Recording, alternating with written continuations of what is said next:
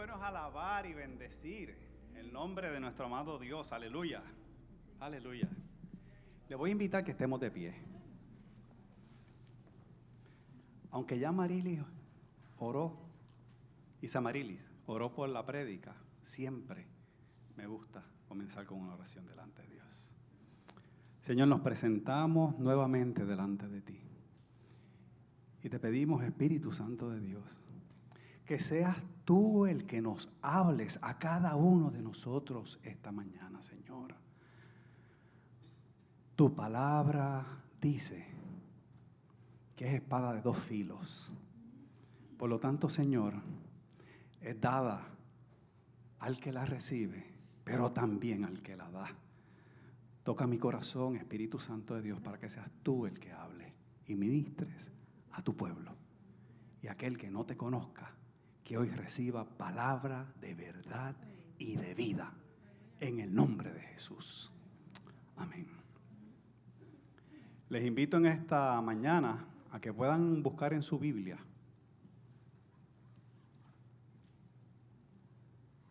Isaías 9:6.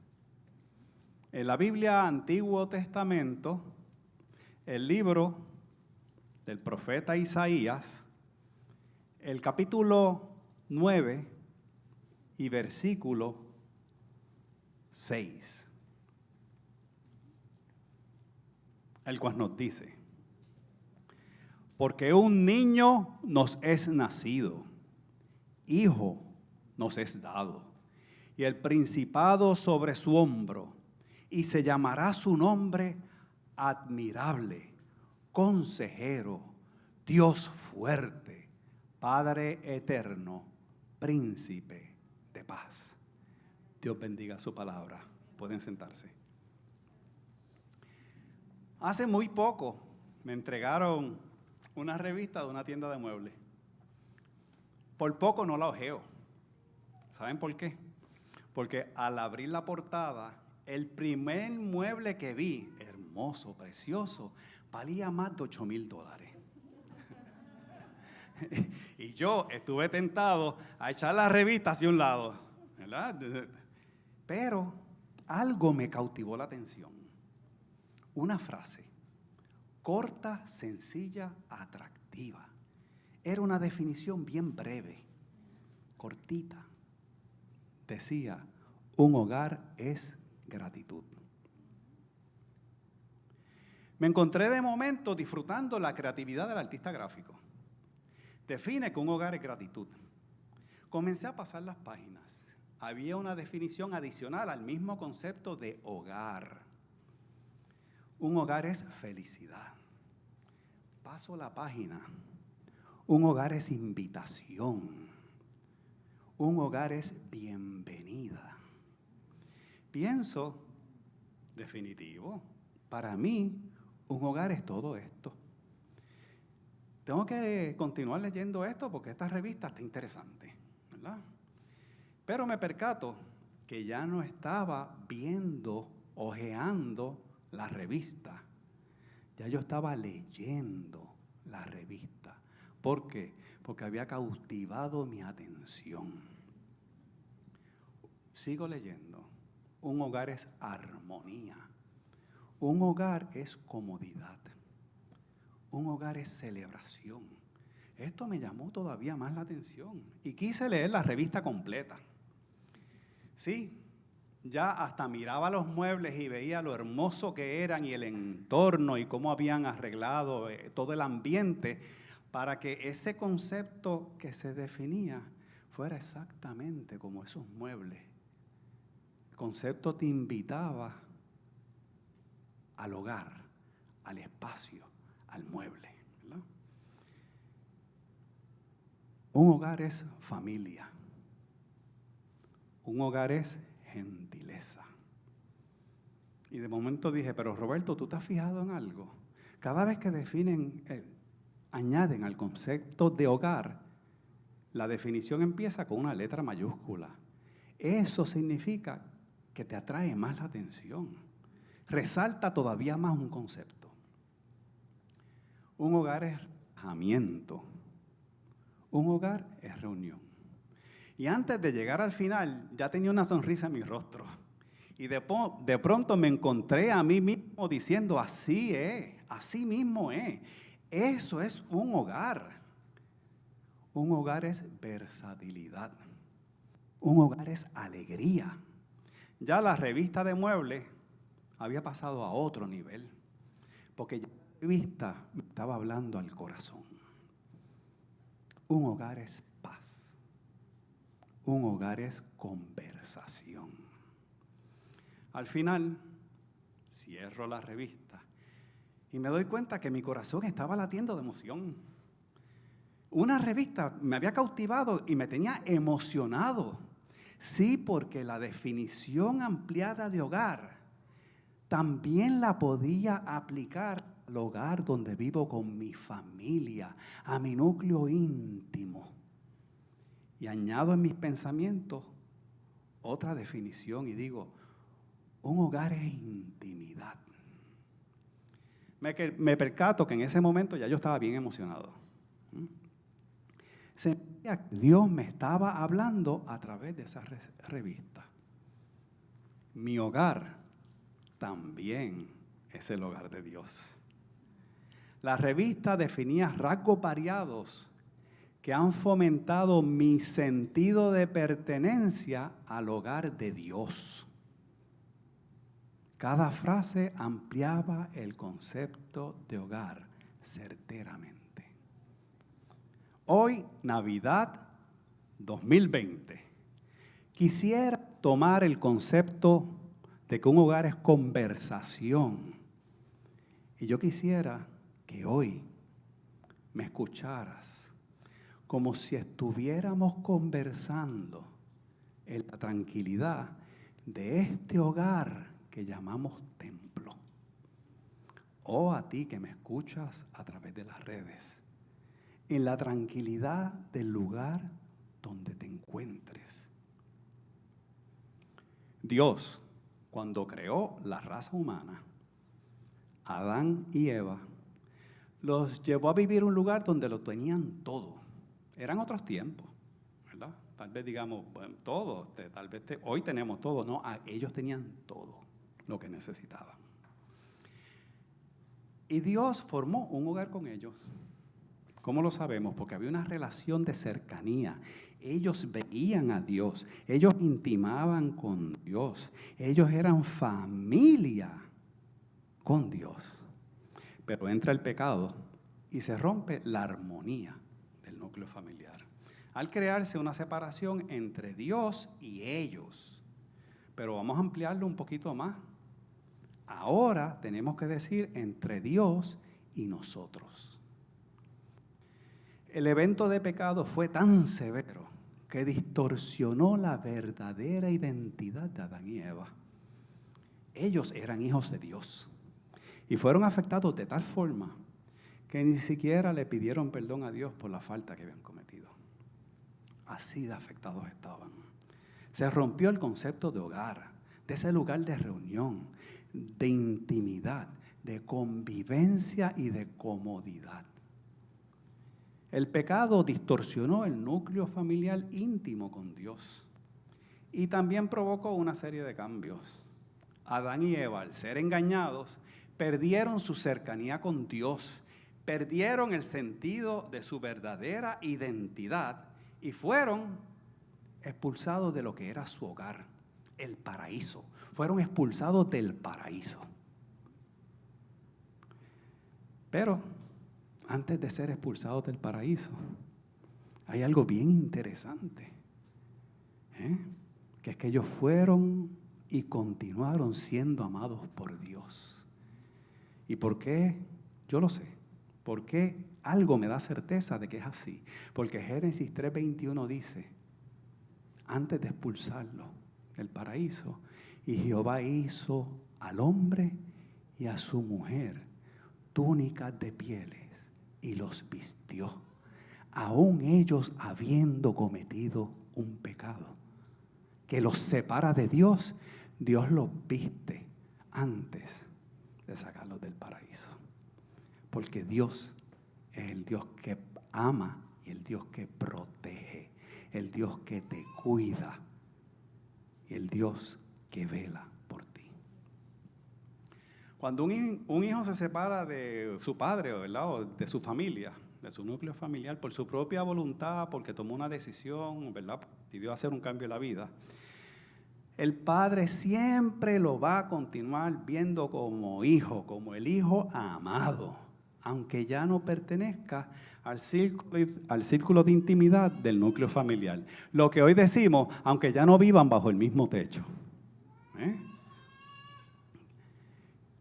Hoy quiero conversar contigo sobre tu identidad. ¿Sabes? La identidad puede ser distorsionada. Muchos hemos sido golpeados y heridos en la vida, en el núcleo familiar, en el vecindario, en la escuela cuando niños, entre amigos que hemos hecho en la vida, en el trabajo, en tu caminar por la vida. En algún momento tiene que haber surgido un enemigo. Alguien que ni siquiera tú entiendes por qué quiere hacerte mal. O vamos a definirlo de una manera tal vez un poquito menos dolorosa, ¿verdad? Alguien que sencillamente no te ama o te respeta como tú te mereces. Hay también situaciones de cultura. Que si mira, este es muy flaquito, o este es muy gordito, o del color de tu piel. Y nosotros hemos tenido que aprender a defendernos, ¿verdad? Y aquí en Puerto Rico, ¿verdad?, muchas veces hemos usado oye, ¿y tu abuela dónde está? ¿Alguna vez has usado tú esa frase en tu vida? ¿Y tu abuela dónde está? Entre muchas otras posibles áreas de impacto, pero nos han cambiado nuestra identidad original como hijos de Dios. Han alterado nuestros pensamientos de bien, de prosperidad y de bienestar a unos de sufrimiento, de malestar, de incomodidad, de derrota, o a comportamientos esclavizados a un pasado que entendemos es inalterable. Es importante entender que nuestra identidad es la base de nuestro comportamiento. Así como uno se ve por dentro, así se va a comportar. Nuestro comportamiento ha sido dañado. Y hoy quiero conversar contigo sobre estas áreas, ¿no? Y quiero conversar en este momento sobre el núcleo familiar donde tú te criaste. Porque es aquí donde se espera que se desarrolle la base sólida de lo que va a ser tu identidad. Y si viviste en un hogar disfuncional, ¿existen los hogares disfuncionales? Todos sabemos que sí. Y si tu crianza fue con padres que no habían aprendido, ¿verdad?, a dar los refuerzos que hoy en día le damos a nuestros hijos, de atención y aceptación de ellos como individuos, como personas. Padres que dieron lo mejor, pero no podían dar lo que no tenían, ¿no?, lo que no aprendieron, lo que a ellos también siempre les faltó. Si tuviste unas crianzas con padres que te apoyaron y te aceptaron tal y como tú eras y te ayudaron a echar para adelante en la vida y lograron que tu identidad tú la tengas clara, gloria a Dios, demos gracias a Dios por ello. Un privilegio, aleluya. Yo quiero aclarar algo hoy. Desde niños, todos, sin excepción, hemos buscado ser aceptados. Es una necesidad básica que fomenta el desarrollo de nuestra personalidad, de nuestra identidad. O sea que yo te digo claramente que no pienses, esto no tiene nada que ver conmigo. Sí, tiene que ver contigo. Tiene que ver con cada uno de nosotros. ¿Por qué? Porque el pecado nos ha hecho esclavos a todos, a diferentes asuntos. Puede ser que tú digas, yo nunca he sido esclavo de nada, pero puede ser que tu concepto de esclavitud no lo tengas totalmente claro. Hemos sido todos esclavos al pecado. Una amiga que se congregaba en esta iglesia Siempre decía, el pecado tiene nombre. Sí, el pecado tiene el nombre de una acción. La Biblia recalca en Romanos 3:10, como está escrito, no hay justo ni aún uno. El reto es que nuestra identidad es la base de nuestro comportamiento. Y el apóstol Pablo establece que todo ha sido dañado y todo espera redención.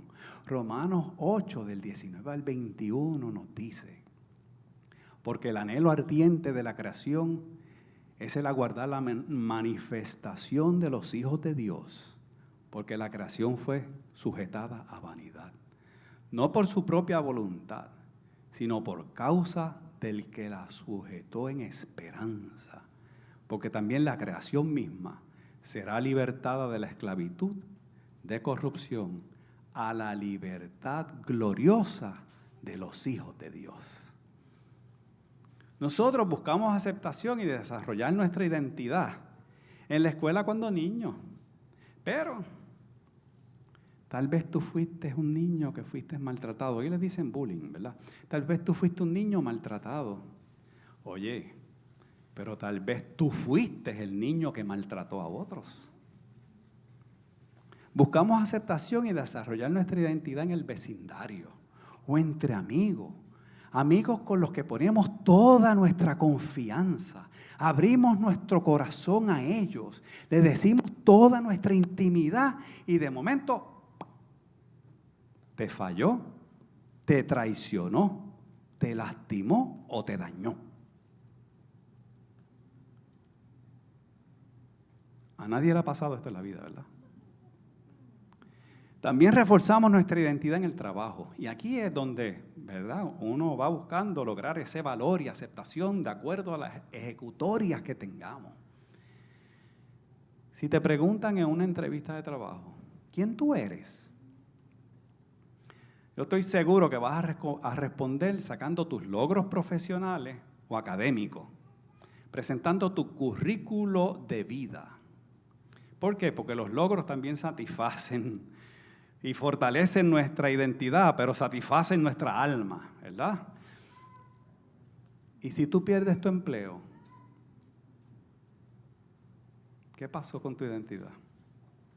Y cuando tú te jubilas, entonces, ¿en qué te conviertes? Si tus logros profesionales eran lo que definía tu identidad, al jubilarte tú estás en pérdida. Eso no es tu verdadera identidad. Entonces, te jubilaste, ¿y quién tú eres? Muchos buscan su identidad en apariencia física. Proverbios 31:30 nos dice, engañosa es la gracia y vana la hermosura. La mujer que teme a Jehová será alabada. Tu apariencia física cambia y se altera con los años. Pero quiero conversar algo contigo que para mí es bien extremadamente importante. Hoy es Navidad. Y hay un regalo de Navidad que yo quiero compartir contigo. Y el regalo es una pregunta. ¿Dónde podemos encontrar nuestra verdadera identidad? La respuesta, quiero que sepas que no es un secreto. La Biblia está escrita hace miles de años. No hay secretos. Solo hay verdad y vida en la Biblia. Te invito a que la leas. La Navidad se trata de ese niño que ha nacido. Es interesante que indica el texto que leímos, ¿verdad? Que un hijo nos es dado. Pero ese hijo también es Dios fuerte y es Padre eterno. Y su nombre es admirable, consejero, príncipe de paz. Y de ese niño que nació y llegó a ser adulto y murió en la cruz, te quiero hablar hoy. Jesús es admirable. No tan solo por la multitud de milagros que realizó, que fueron sus hechos, sino más bien por sus enseñanzas, que son su ser, su carácter. Juan 3:4, Jesús estaba dialogando con Nicodemo, ¿verdad? Y le dice, Nicodemo, tienes que nacer de nuevo. Y Nicodemo le dijo, ¿cómo puede un hombre nacer siendo viejo? ¿Puede acaso entrar por segunda vez en el vientre de su madre y nacer? Respondió Jesús, de cierto te digo, el que no naciere de agua y del Espíritu no puede entrar en el reino de Dios. Jesús es consejero. En Juan 11:40, Jesús le expresa a Marta antes de resucitar a Lázaro, ¿no te he dicho que si crees, verás la gloria de Dios? El gran consejo de Jesús es cree. Y ahí mismo, más adelante, cuando ustedes lean ese capítulo, ¿verdad? Le dijo también a Marta, yo soy la resurrección y la vida. El que cree en mí, aunque esté muerto, vivirá. El consejo de Jesús es, cree en mí. Jesús es comunicación. En Mateo 5 declaró las famosas bienaventuranzas. Búscalas, léelas, repásalas, internalízalas. Si tú nos estás escuchando en las redes y no las has visto, busca Mateo 5 y lee las bienaventuranzas. Porque aquí Jesús compartió información relevante sobre el desarrollo de nuestro carácter. Estemos claros, el carácter y la conducta definen nuestra identidad. ¿Sabes? Es más importante conocer a Dios que la información sobre Dios. Pero no lo puedes conocer sin informarte quién es Dios. Por eso tienes que ir a la Biblia, porque ahí se encuentra la verdad y la vida. Y es por eso que hoy conversamos sobre quién es Jesús. Jesús es confianza. Mateo 18:20 nos dice, porque donde están 2 o 3 congregados en mi nombre, allí estoy yo en medio de ellos. Esa es la confianza que nos da el Maestro. Jesús es restauración. Si te quieres restaurar a tu verdadera identidad. Primera de Pedro 2:9 dice, mas vosotros, iglesia, sois linaje escogido, real sacerdocio, nación santa, pueblo adquirido por Dios para que anunciéis las virtudes de aquel que os llamó de las tinieblas a una luz admirable. Jesús es Dios fuerte y Padre eterno. Juan 10:30 dice, Jesús, yo y el Padre uno somos. En Gálatas 3:26 nos dice, apóstol, pues todos sois hijos de Dios por la fe en Cristo Jesús. Jesús es quien nos provee acceso directo a ser hijos de Dios. Jesús es príncipe de paz. Filipenses 4:7 nos dice, y la paz de Dios que sobrepasa todo entendimiento guardará vuestros corazones y vuestros pensamientos en Cristo Jesús. Jesús es invitación, sí. A través de su sacrificio en la cruz te invita a tener intimidad con Él. Apocalipsis 3:20 dice, he aquí yo estoy a la puerta y llamo. Si alguno oye mi voz y abre la puerta, entraré a él y cenaré con él y él conmigo. Jesús es familia. Efesios 2:19 dice, así que ya no sois extranjeros ni advenedizos, sino conciudadanos de los santos y miembros de la familia de Dios. Jesús es hogar. Juan 14:3 nos dice, y si me fuere os prepararé lugar, vendré otra vez y os tomaré a mí mismo, para que donde yo estoy, vosotros también estéis. En esta conversación te pregunto, ¿tienes a Jesús en tu corazón? Si tu respuesta es afirmativa, pues ya tienes un hogar. Jesús es hogar. Jesús te ha restaurado a tu verdadera identidad. Eres hijo de Dios. Tienes una identidad renovada, limpia, pura. Por ende, tienes comportamientos de bien y de bendición a todos. Si aún no has dado un paso de fe, hoy te queremos invitar a dejar entrar a Jesús a tu corazón. Él es la razón de la Navidad. Él es el camino, la verdad y la vida. Vas a recibir perdón, libertad, salvación, reconciliación y una nueva vida, incluyendo la vida eterna. Puedes restaurar tu verdadera identidad, que es ser hijo de Dios. Te invito a meditar en estas palabras y ahí en el lugar donde te encuentres,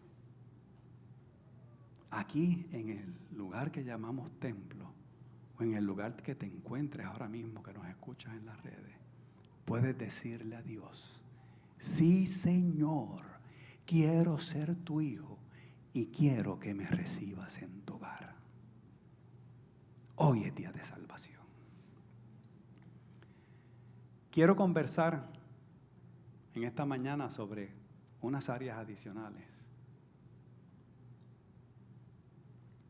que son de gran interés también. Jesús es escondite. Colosenses 3:3 nos dice: porque habéis muerto y vuestra vida está escondida con Cristo en Dios.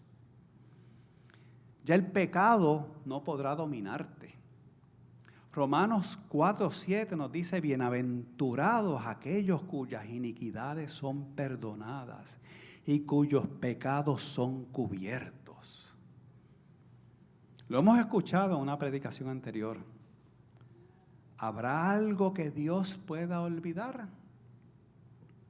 Sí. El Dios fuerte y Padre eterno sí puede olvidar todo lo que te ha perdonado. Y Miqueas 7:19 lo dice bien claro: Él volverá a tener misericordia de vosotros, sepultará vuestras iniquidades y echará en lo profundo del mar todos nuestros pecados. En lo profundo del mar no hay quien vaya a buscarlo. Solo Dios puede hacer esto.